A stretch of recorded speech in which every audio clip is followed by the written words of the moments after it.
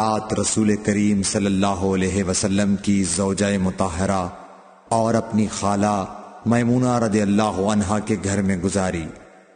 وہ فرماتے ہیں کہ میں تکیے کے عرض یعنی گوشے کی طرف لیٹ گیا اور رسول کریم صلی اللہ علیہ وسلم اور آپ کی اہلیہ نے معمول کے مطابق تکیے کی لمبائی پر سر رکھ کر آرام فرمایا۔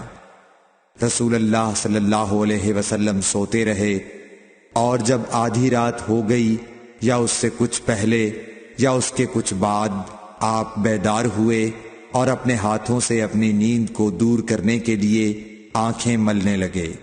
پھر آپ نے سورہ آل عمران کی آخری 10 آیتیں پڑھیں۔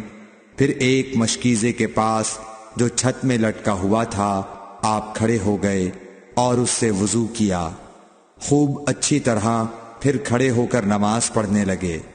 ابن عباس رضی اللہ تعالی عنہ کہتے ہیں میں نے بھی کھڑے ہو کر اسی طرح کیا جس طرح آپ نے وضو کیا تھا۔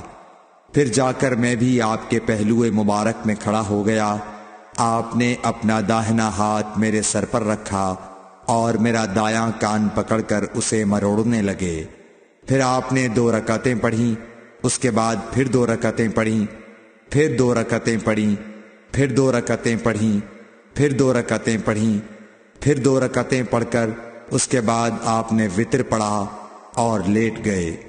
پھر جب مؤذن آپ کے پاس آیا تو آپ نے اٹھ کر 2 رکعت معمولی طور پر پڑھیں، پھر باہر تشریف لا کر صبح کی نماز پڑھی۔